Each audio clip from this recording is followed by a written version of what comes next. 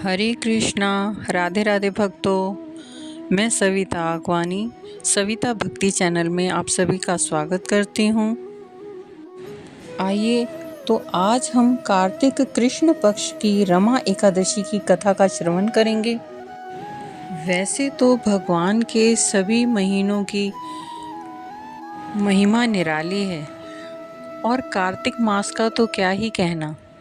आइए तो देर ना करते हुए कथा शुरू करते हैं।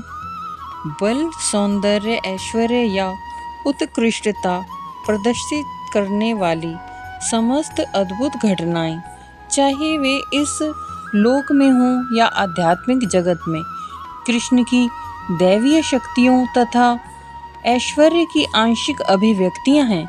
समस्त कारणों के कारण स्वरूप तथा सर्वस्वरूप कृष्ण समस्त जीवों के परम पूजनीय हैं। भगवान श्री कृष्ण बोले, हे युधिष्ठिर, कार्तिक मास की कृष्ण पक्ष की एकादशी का नाम रमा एकादशी है। यह घोर पापों का नाश करने वाली है। इसका महात्म्य मैं कहता हूँ, इसे ध्यानपूर्वक सुनो। प्राचीन काल में मुचुकुंद नाम का एक प्रसिद्ध राजा राज्य करता था। राजा सत्य प्रतिज्ञ और बड़ा ही धर्मात्मा था। वह भगवान विष्णु का परम भक्त था। उसकी इंद्र के साथ तथा यम, कुबेर, वरुण तथा विभीषण के साथ भी मित्रता थी। वह न्यायपूर्वक राज्य करता था। उसके राज्य में प्रजा सुखी थी और सब और शांति थी। उस राजा का कोई शत्रु भी नहीं था। उस राजा की चंद्रभागा नामक एक कन्या थी। राजा ने चंद्रभागा का विवाह राजा चंद्रसेन के पुत्र शोभन के साथ कर दिया था। एक समय की बात है, शोभन अपने ससुर राजा मुचुकुंद के महल में गया। उन दिनों कार्तिक मास था। उनके राज्य में दशमी का दिन आने पर समूचे नगर में ढिंडोरा पिटवाया जाता था कि रमा एकादशी के दिन कोई भी अन्न ग्रहण न करे, अर्थात कोई भी भोजन न करे। इस दिन संपूर्ण राज्य में सभी व्रत रखते थे। चंद्रभागा को चिंता हुई कि उसका पति बहुत दुर्बल मन वाला है और पिता राजा मुचुकुंद की आज्ञा होगी तो उनके यहाँ रहते सभी व्रत करें। उसका पति राजा आज्ञा अवश्य मान जाएगा, तब वह कष्ट पाए बिना वह नहीं रहेगा। जो चंद्रभागा को डर था वही सामने आया। दशमी को राजा ने विचार किया कि इन दिनों उसका दामाद आया हुआ है, अतः सारा राज्य एकादशी का विधि पूर्वक व्रत करे, किसी को भी एक करता। यदि आप भोजन करना चाहते हैं तो अपने घर या दूसरे स्थान पर चले जाइए। यदि आप यहाँ रहना चाहते हैं तो आपको एकादशी का व्रत अवश्य करना पड़ेगा।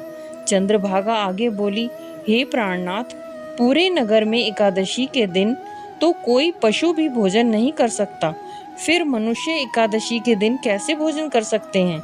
हे प्राणनाथ, यदि आप भोजन करेंगे तो आपकी बड़ी निंदा होगी। इस प्रकार मन में विचार करके अपने चित्त को दृढ़ कीजिए।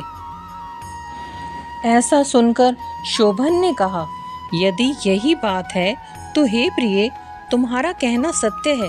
तुम्हारे साथ मैं भी आज व्रत का उपवास करूंगा। भगवान श्री कृष्ण कहने लगे। इस प्रकार दृढ़ निश्चय करके सभी के साथ शोभन को व्रत करना पड़ा।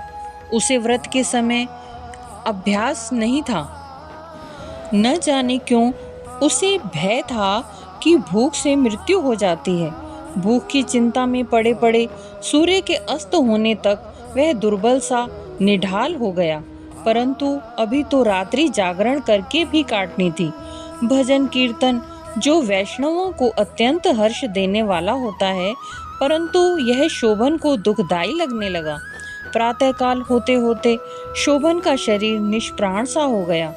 सारा नगर शोक संतप्त में हो गया।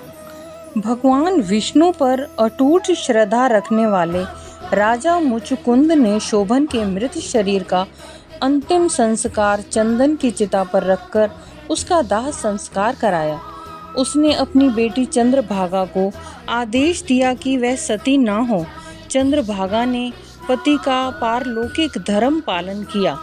भगवान विष्णु की कृपा पर भरोसा रखकर चंद्रभागा ने पिता की आज्ञा मानी। अपने पति के वियोग में दुखी हो वह अपने पिता के घर में ही रहने लगी। पिता पुत्री नियमित रूप से एकादशी का व्रत करते रहे। भगवान विष्णु की कृपा से और रमा एकादशी के व्रत के प्रभाव से शोभन को मंदराचल पर्वत के निकट धन धान्य से संपन्न देवपुर का राज्य प्राप्त हुआ। उसे उस राज्य का राजा बना दिया गया। उस देवपुर सुंदर स्वर्ण खंभों पर निर्मित था। उसमें अनेक रंग की मणियों से जड़े भवन थे। वहां शोभन को बहुमूल्य वस्त्र आभूषण भी मिले, परंतु उसे देवपुर से बाहर जाने की अनुमति नहीं थी। शोभन एकादशी व्रत के प्रभाव से धन संपत्ति और राज्य का स्वामी बन गया था। सृष्टि के रचयिता भगवान विष्णु की लीला विचित्र है। मुचुकुंद के नगर में रहने वाला एक प्रसिद्ध ब्राह्मण तीर्थ यात्रा करते हुए घूमते घूमते उधर जा निकला और उसने राजा के दामाद शोभन को पहचान लिया। ब्राह्मण सोम शर्मा को भी शोभन ने पहचान लिया। शोभन आसन से उठकर ब्राह्मण के पास आए। प्रणाम करके कुशल समाचार पूछने लगे। उन्होंने क्रमशः अपने ससुर राजा मुचुकुंद का और प्रिय पत्नी चंद्रभागा का तथा समस्त नगर का कुशल समाचार पूछा। ब्राह्मण ने कहा कि आपके ससुर राजा मुचुकुंद और आपकी पत्नी चंद्रभागा आपके वियोग में बहुत दुखी हैं। वैसे नगर में सब प्रकार से कुशल है। ब्राह्मण बोला, हे राजन, हमें अत्यंत आश्चर्य हो रहा है।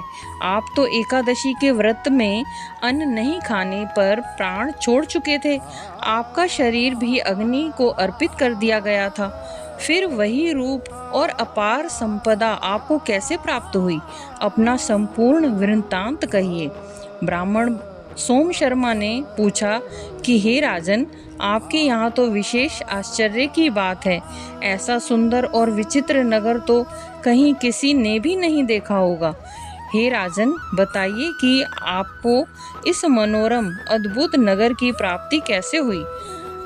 तब राजा शोभन ने कहा, हे श्रेष्ठ ब्राह्मण देवता, कार्तिक के कृष्ण पक्ष में रमा नाम की एकादशी होती है। उसी का व्रत करने से मुझे ऐसे नगर की संपदा आदि की प्राप्ति हुई है। हे ब्राह्मण, मैंने श्रद्धाहीन होकर इस उत्तम व्रत का अनुष्ठान किया था, इसीलिए मैं ऐसा मानता हूँ कि यह नगर सदा स्थिर रहने वाला नहीं है। आप मुचुकुंद की गुणवती कन्या चंद्रभागा से यह सारा वृत्तांत कहें, जिससे वह इसका उचित उपाय करे। तब तो यह राज्य संपदा आदि स्थिर हो सकती है। ब्राह्मण अपने नगर को लौट गया और उसने चंद्रभागा से राजा शोभन का संपूर्ण वृत्तांत कह सुनाया। ब्राह्मण के वचन सुनकर चंद्रभागा बड़ी प्रसन्न हुई। चंद्रभागा बोली, हे ब्राह्मण देवता, क्या यह सब बातें आपने प्रत्यक्ष देखी हैं या स्वप्न की बात कर रहे हैं? ब्राह्मण कहने लगे कि हे पुत्री, मैंने मंदराचल में तुम्हारे पति शोभन को प्रत्यक्ष देखा है। उसने भी मुझे पहचान कर आदर सम्मान से उच्च आसन देकर सब हाल बताए हैं।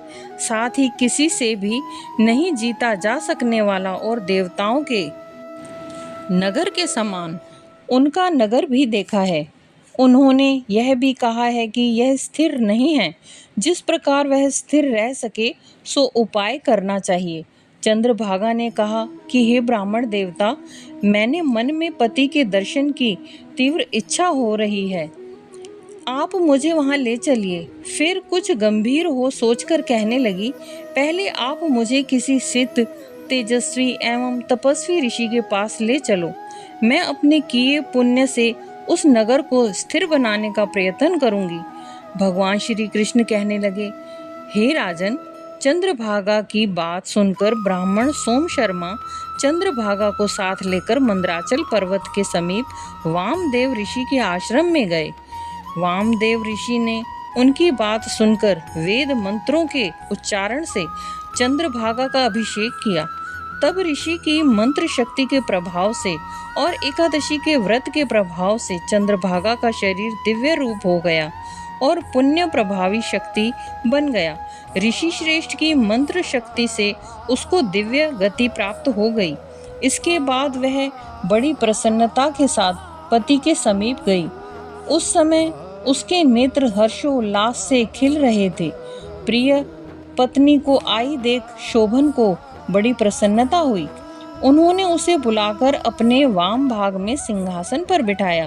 तदंतर चंद्रभागा ने अत्यंत हर्षित हो अपने पति से यह प्रिय वचन कहा कि हे प्राणनाथ, मैं हित की बात कहती हूँ, आप मेरे सभी पुण्यों को ग्रहण कीजिए, जिससे आपका यह सुंदर पवित्र नगर और राज्य स्थिर हो जाएं। पिता के घर में रहते समय जब मेरी अवस्था 8 वर्ष से अधिक हो गई थी, तब से आज तक मैंने जो भी एकादशी के व्रत श्रद्धापूर्वक विधि विधान से किए हैं और उनसे मेरे भीतर जो भी पुण्य संचित हुआ है, उसकी पुण्य शक्ति के प्रभाव से यह नगर कल्प के अंत तक स्थिर रहेगा तथा सब प्रकार के मनोवांछित वैभव से समृद्धिशाली होगा। चंद्रभागा ने उसी क्षण भगवान विष्णु का ध्यान किया और प्रार्थना पूर्वक कहा कि ऋषि की आशीष मेरे एकादशी के समस्त पुण्य मेरे पति के मनोरथ को पूर्ण करने हेतु स्वीकार करें। भगवान विष्णु ने उसकी प्रार्थना सुन ली। चंद्रभागा के पुण्य के प्रताप से प्रसिद्ध देवपुर नगर स्थिर हो गया। इस प्रकार चंद्रभागा वस्त्रों और आभूषणों से सुसज्जित होकर अपने पति के साथ मंदराचल शिखर पर स्थित प्रसिद्ध देवपुर में विहार करने लगी। भगवान श्री कृष्ण ने कहा कि हे राजन, यह एकादशी चिंतामणि तथा कामधेनु के समान सब मनोरथों को पूर्ण करने वाली है। मैंने दोनों पक्षों की एकादशी के व्रतों का पापनाशक महात्म्य बताया है। जैसी कृष्ण पक्ष की एकादशी है, वैसी ही शुक्ल पक्ष की भी है। उनमें भेद नहीं करना चाहिए। दोनों पक्षों की एकादशियां समान फल देने वाली होती हैं। यह कथा ब्रह्मवैवर्त पुराण में वर्णित है। रमा एकादशी कथा व्रत समाप्त। इसमें आप फलाहार कर सकते हैं। इसमें आप केले का सागार ले सकते हैं। केला व उससे बने पदार्थ, फल और मेवा का सेवन कर सकते हैं। दूध वगैरह ले सकते हैं। हरे कृष्णा, राधे राधे।